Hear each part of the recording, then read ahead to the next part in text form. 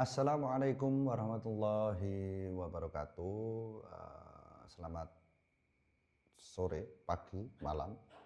Perkenalkan, nama saya Muhammad Najwa Fikri Abdurrahman. Secara lengkap, Najwa Fikri saja singkatnya, dari kelas manajemen pendidikan B25 kelompok 5. Di video ini saya akan membahas tentang materi UTS PAI dari kelompok saya sendiri, kelompok 5. Tentang hukum Islam meliputi pengertian sumber, prinsip, dan juga fungsinya. Tujuan sederhananya pembuatan video ini adalah untuk pemenuhan tugas. Namun di balik itu semua, supaya saya khususnya sedikit lebih paham bahwa hukum Islam itu bukan cuma teori di buku dan kitab, tetapi lebih dari itu yang benar-benar mengatur semua aspek kehidupan kita, mulai dari ibadah, sekolah, keluarga, ekonomi, sampai cara kita bijak untuk bersosial media. Baiklah, sebelum penjelasannya, pernah nggak sih timbul pertanyaan, sebenarnya apa sih hukum Islam itu? Apa dan bagaimana sih sumber serta pengambilan keputusan hukum Islam itu? Dan apa saja sih ruang lingkup hukum yang ada dalam Islam memengaruhi setiap aspek kehidupan manusia? Nah, dari video ini, coba sedikit saya sampaikan apa, bagaimana, dan untuk apanya semua hal itu menurut beberapa sumber yang kami baca. Pertama, terkait dengan pengertian hukum Islam. Secara sederhana, hukum Islam itu adalah aturan yang diturunkan kepada Nabi oleh Allah Ta'ala untuk mengatur kehidupan manusia dari seluruh aspek lahiriah maupun batiniah. Aturannya pun sangat beragam, baik secara horizontal maupun vertikal. Hubungan antara kita dengan Allah, hubungan antara kita dengan sesama, dan hubungan dengan diri sendiri secara pribadi. Ada bagian hukum yang tetap atau yang disyariatkan seperti wajib sholat, haram zina, haram khomer. Ini tidak akan berubah sampai kapanpun. Yang bisa fleksibel adalah cara menerapkannya lewat ijtihad ulama. Contoh kontekstualnya seperti dalam ranah ibadah, sholat 5 waktu tetap, tapi teknis pengaturan jadwal seperti di sekolah, pakai pengeras suara atau tidak, itu hasil ijtihad dan kebijakan. Dalam ranah sosial, larangan ghibah, fitnah sudah jelas dalam agama bahwa hukumnya haram. Namun bentuknya sekarang bisa lewat status, komentar, story. Aturannya tetap sama, namun medianya yang berubah. Setelah penyampaian pengertian secara sederhana tadi, maka kita perlu tahu bagaimana sih Islam ini menerapkan dan mengambil keputusan hukumnya. Maka dari itu kita masuk poin kedua, yaitu sumber-sumber hukum dari Islam. Sumber hukum Islam secara umum ada 4, yaitu Al-Quran, Sunnah, ijtihad ulama. Ijtihad ulama ini ada 2, ijma' dan qiyas. Yang pertama adalah Al-Quran. Al-Quran adalah firman Allah yang menjadi pedoman hidup. Dalam hal hukum, ada ayat yang sangat umum, ada ayat yang cukup terperinci, dan juga ada ayat yang sangat detail. Contohnya seperti ayat tentang sholat, perintahnya sangat jelas, tapi rincian rokaat, bacaan, gerakan, itu dijelaskan di sunnah dan juga ijma'. Ayat tentang muamalah, seperti riba, itu hukuman larangannya itu jelas. Secara pengaplikasiannya sekarang sudah menyentuh kartu kredit, pinjol, sistem bank, dan seterusnya. Ini butuh penjelasan dan ijtihad agar tetap relevan bagi zaman dan kalangan apapun. Yang kedua adalah sunnah. Sunnah adalah perkataan, perbuatan, maupun persetujuan Nabi. Sunnah sendiri menjelaskan ayat yang masih global, menguatkan hukum yang sudah ada, kadang juga menetapkan hukum baru yang tidak tertulis secara eksplisit di Al-Quran. Contoh praktek sunnah dalam pengambilan hukum adalah seperti Al-Quran perintahkan sholat, sunnah menjelaskan tata cara sholat, mulai dari takbir dan sampai salam.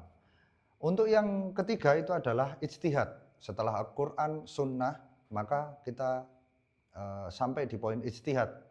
Ijtihad di sini adalah usaha maksimal para ulama untuk menggali hukum dari Al-Quran dan sunnah pada masalah yang baru muncul sesuai dengan kebutuhan dan perkembangan zaman.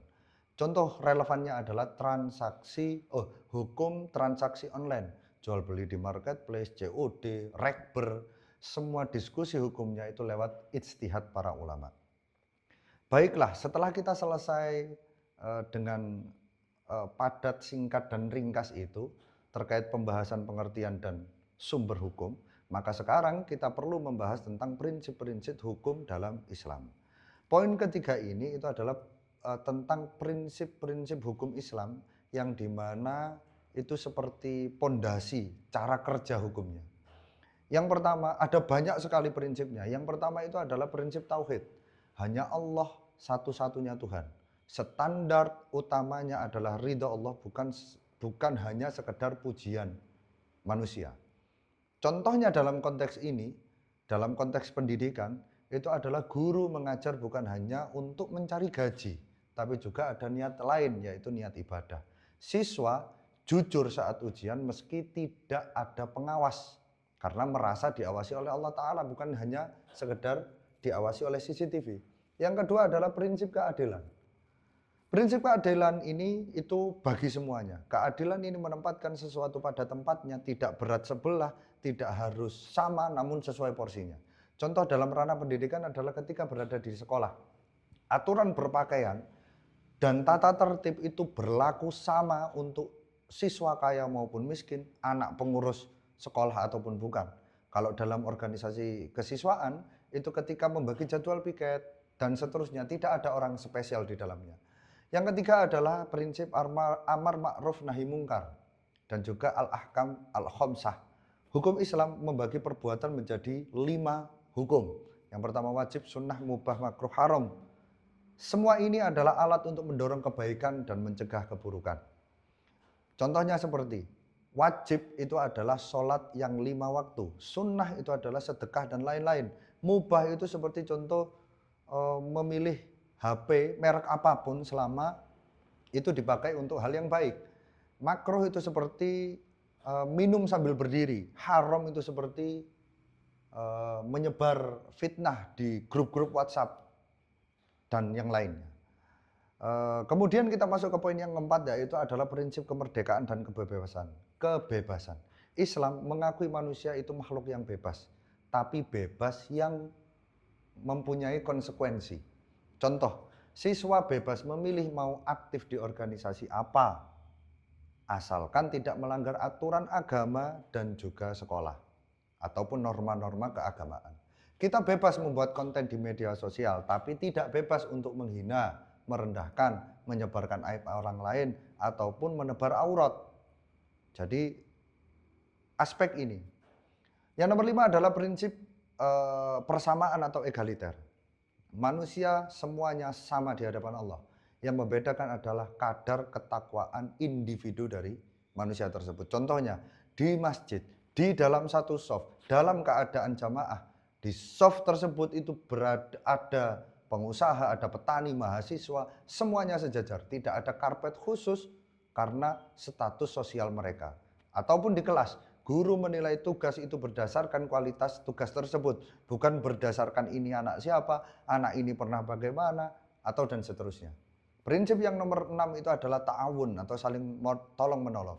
Islam itu mendorong kerjasama dan saling tolong-menolong dalam kebaikan. Contohnya, seperti santri dan warga secara umum bergotong royong membersihkan lingkungan mereka.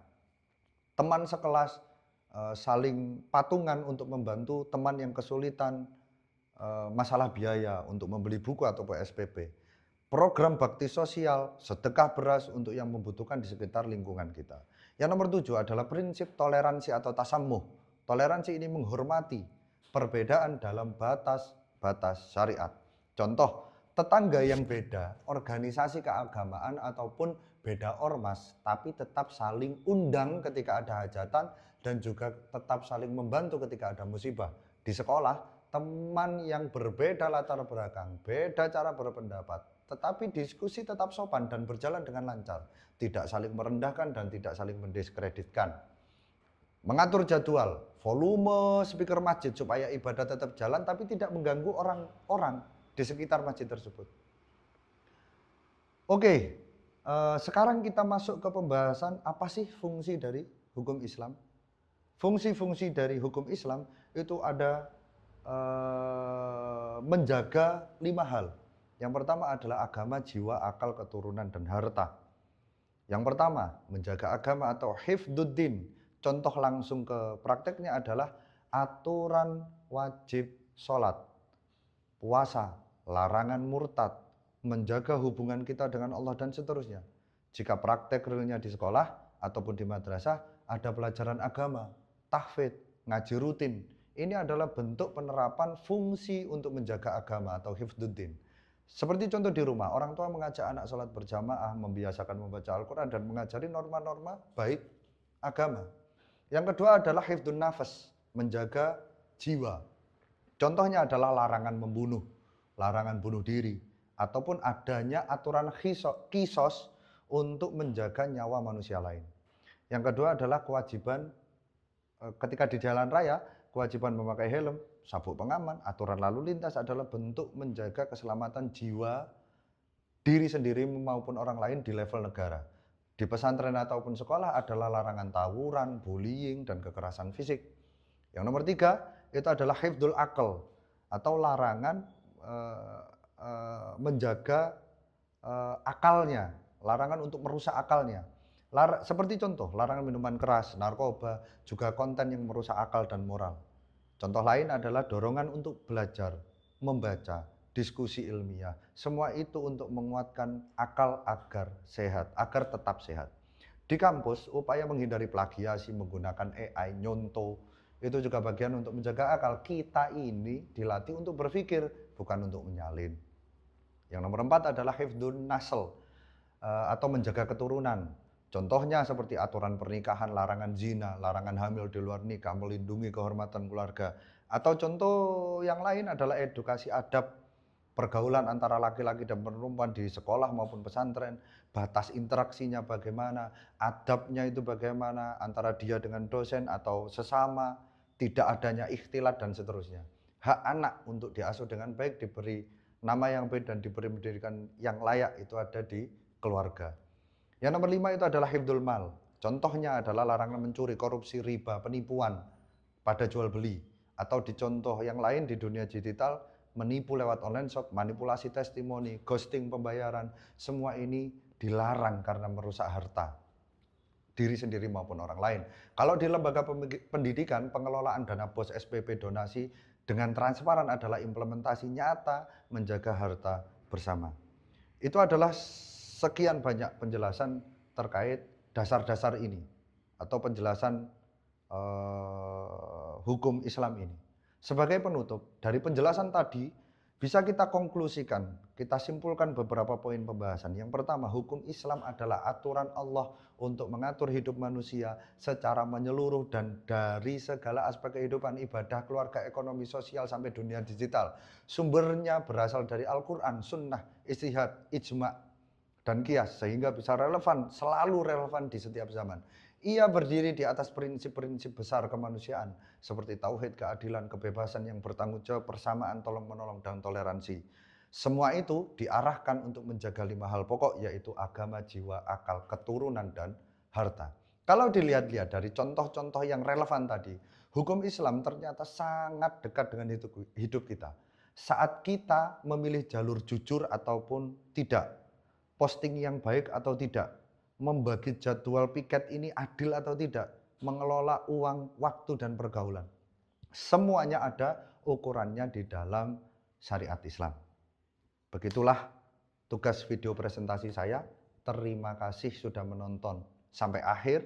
Semoga materi ini bermanfaat dan bisa jadi pengingat bahwa Islam bukan cuma ritual, tapi sistem hidup yang sangat-sangat lengkap. Mohon maaf juga karena pasti ada kurangnya, jadi saya sangat-sangat terbuka akan kritik dan saran yang membangun. Silahkan sampaikan dimanapun. Saya, Nawati yang saya undur diri. Ihdinas siratal mustaqim. Assalamualaikum warahmatullahi wabarakatuh.